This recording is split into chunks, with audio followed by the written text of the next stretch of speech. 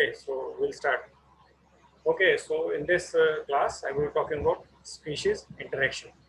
So whenever we have different kind of species, they interact amongst themselves as well as they interact amongst different species. So these kind of interactions, they are there in the ecological system. So we'll see what these different kind of interactions are. So if we see these kind of interactions, they can be divided into two types: intra-specific and inter-specific. Although in my second or third class, I gave a little bit of introduction about these two topics. So here we will be talking a little bit detail. So before we talk about like what are the different kind of interaction in intra-specific as well as in inter-specific. So let's see some of the common kind of interaction or common kind of terminology which are usually used when there are interactions, or there are a couple of common things which are into both of these. So number one is competition. So whenever there is a competition between the partners, between both the partners, there is a negative effect. So usually these kind of competition, they occur when there is limited supply of the natural resources available. Now, what are these natural resources are? Let's say the availability of food, water, and the space. And sometimes it's the sunlight as well. So now if these resources are limited, it is obvious that the organisms which are surviving onto those natural resources, they will fight amongst themselves. So now there are two different theories which have been proposed for this competition. So what are these? So competitive exclusion principle. So what does it say? It says that a species less suited to compete for resources should either adapt or die out. So it means that if there is less availability or there are harsh conditions, so now because of this, the species which are weaker, they will be wiped out, or in coming time, they will need to adapt. If they don't adapt, they will be wiped out of that particular ecological system. So it is kind of very rarely found in the natural ecosystems. In natural ecosystem, there is a kind of understanding between all the organisms. Let's say the deers, they allow the black bucks, they allow the cows, they allow the hyenas. They don't fight amongst themselves, or even they don't fight with the different species as well. So although let's say the availability of the food or the kind of food on which they feed is same, however, they still don't fight. So they have a kind of social altruism. They give space to each other. Now the second theory is the evolutionary theory. So this says that competition within and between species for resources is important in natural selection. So it's a kind of theory which says that until unless there is a competition amongst the species for resources, there will be no natural selection. So in a way, this is kind of true that whenever there is problem, whenever there is less availability of resources, it kinds of leads to the natural selection. So let's say, for example, there is an area where there is a species of bacteria. So now in that particular area, if we spray some antibacterial, so most of the bacteria are expected to die. However, some of the bacteria, they may develop resistance. So that could lead to the natural selection process. So they may acquire some kind of genes which would provide them resistance, or they may have some kind of other metabolic infrastructure development that could let them survive in that toxic environment. So in a way, this theory is kind of paving its way towards the natural selection. Okay, so this competition, it could be direct or it could be indirect. So in direct or indirect, we can have two major types. So we can have interference, exploitative, or we may have apparent. So let's say in interference, organisms interact directly. by fighting for scarce resource. So it is quite possible that two organisms or two individuals, they are fighting amongst themselves whenever there is lesser availability of resources. So look at this particular image here. Say in this particular image, it is a red deer. So red deer, they usually compete for reproduction. So there is a kind of direct interaction or direct fight between two male deers for a female deer during the period of root. Now the second one is the exploitative.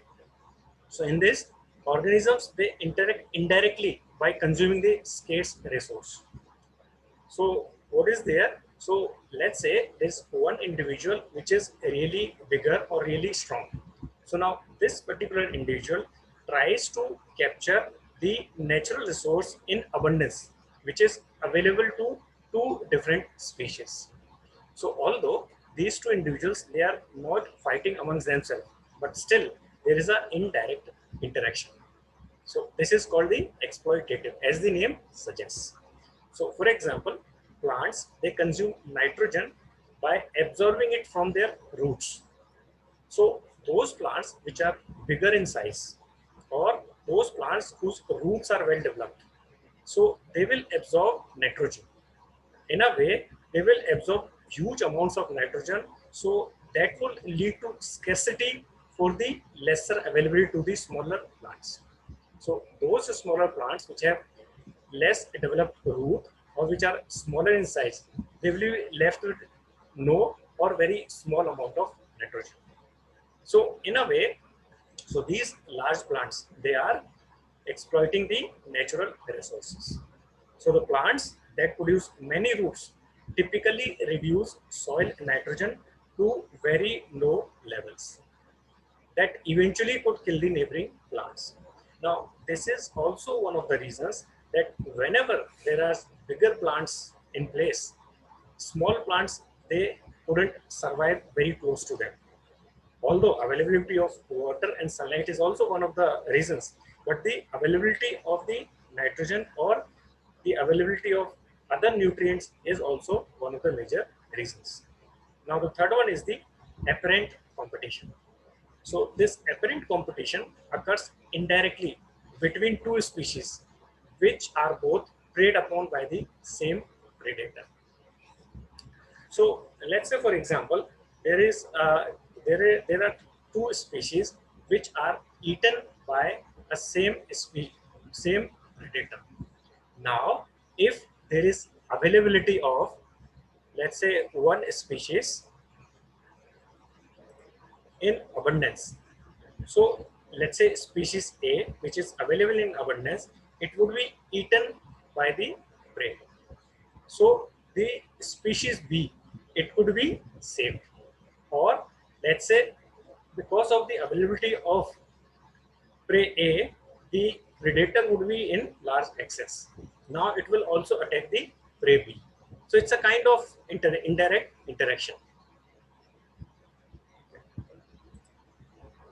Okay, so there is one example here also in this particular image, sea anemone. So they usually compete for territory in tide pools. So this is also a kind of direct interaction. So next one is the cannibalism. So in cannibalism, one individual eats other individual of its own species.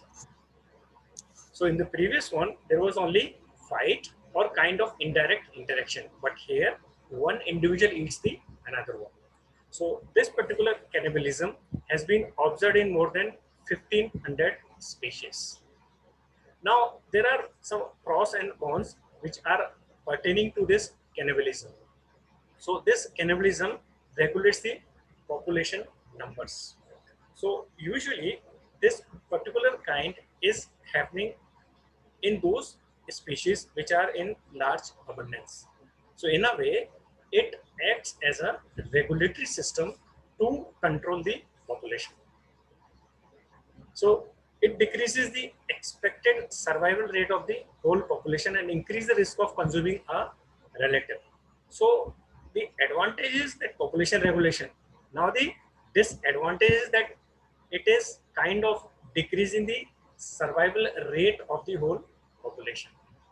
So now, because of this, what will happen, that the individuals, they will be consuming their own relatives. So in a way, there will be lesser and lesser population of that particular species, and that kind of poses a danger for the survival of that particular species.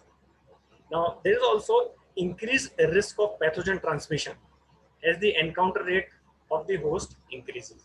Now, let's say if one of the individual is infected, and if it is consumed by the another individual of the same species, then it is quite possible that the chances of infection, the spread of that particular infection would be more into that particular species. So it is usually expected that a bacteria or virus survives in a particular host and leads to a kind of infection that may ultimately lead to a diseased condition. So now if an individual is already suffering from a diseased condition, so if it is, there is a cannibalism existing in that particular species, it will be eaten by the other individuals of the same community. Now all those individuals, they will be suffering, or the disease will be transferred to all the neighboring or the members of that particular species. Now there's another point. So in environment where food availability is constrained, so it is possible that the availability of food, which is a kind of prerequisite or a necessary requirement for an individual to survive, if the availability is really low, then in those particular regions, it has been given excuse that individuals, they receive extra nutrition and energy by consuming their own species. So it is a kind of tactics which has been developed through centuries, that the individuals, they start eating their own species. So this is one typical example here. So hippo eating a hippo. So although the species or the number of hippos, they are very low, but still, in adverse conditions, when they want to, there's a struggle for the food availability, they end up eating their own species. And there's cobra eating a cobra, the second one you mentioned. So here also, the availability of natural resources or the food leads to these cobras, or they kind of force these cobras to eat their own species.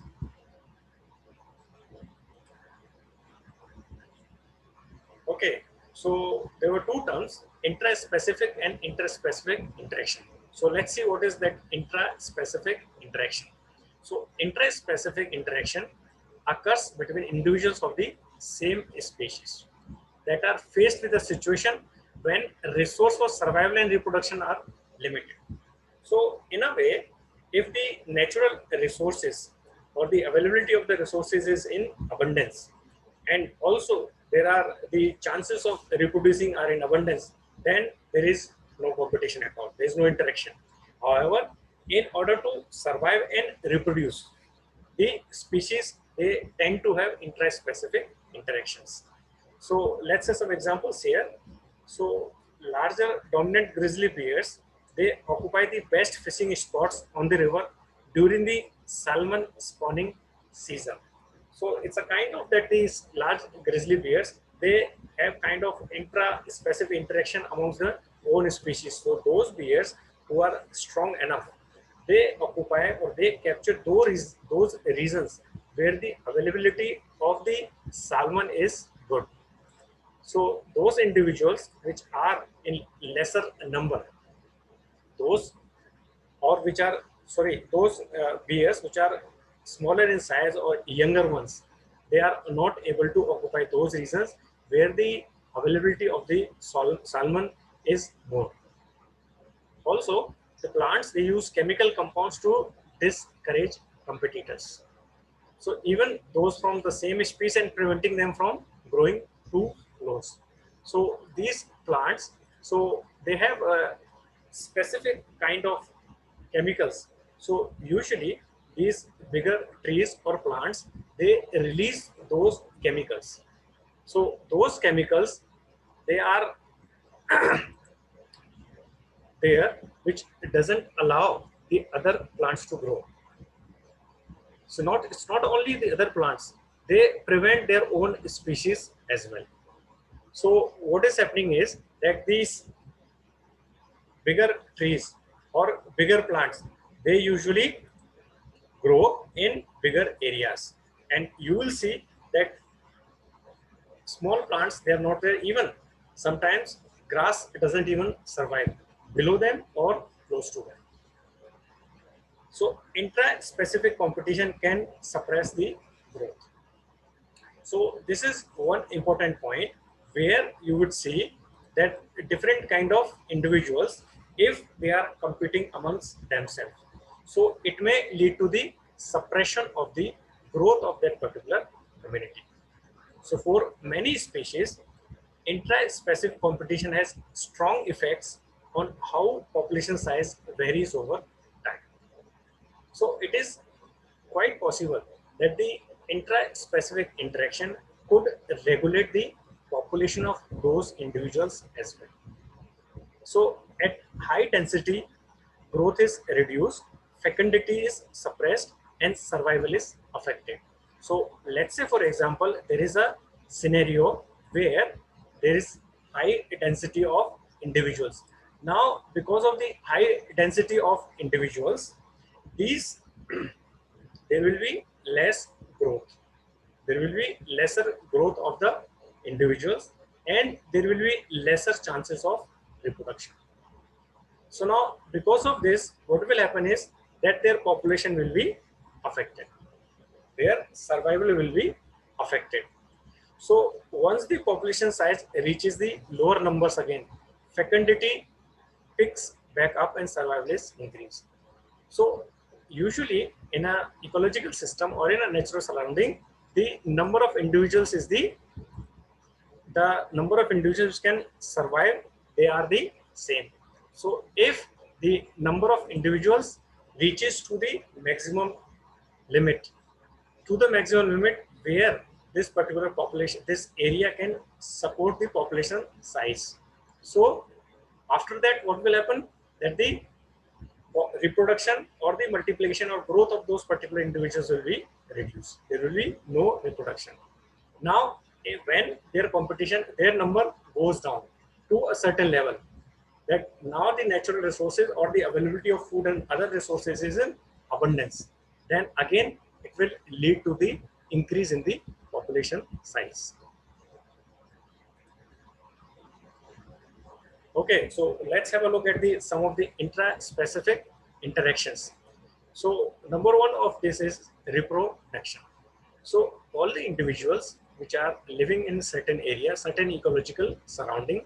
So one of the foremost interaction amongst themselves is for reproduction. The second one is the parental care. So usually these species, they interact amongst themselves. So the female partner is taking care of the newborns or the next upcoming generation. Now there's a term which is called the social behavior. So here it is, we call it the altruism also. So it is very likely that different kind of individuals of the same species, they won't fight amongst themselves.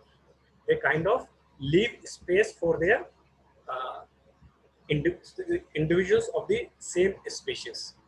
So in a way, they are showing a social behavior where they are leaving space for their individuals of the same species to survive. Now there is a competition also. So that is, competition could be for environmental resources, space, food, light, water, and the partner as well.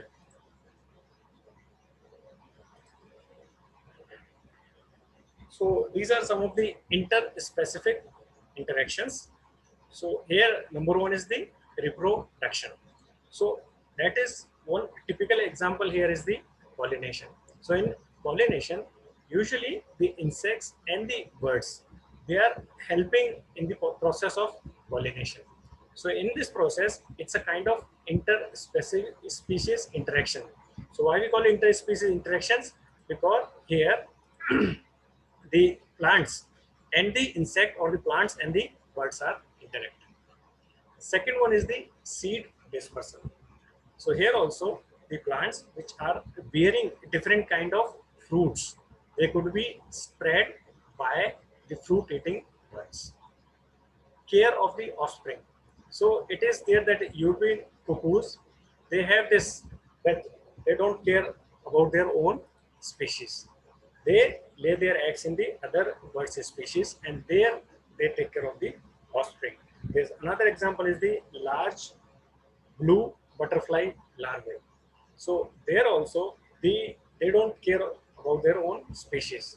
They lay their eggs in the different, their young ones are taken care by the different species. Fourth one is the mutualism.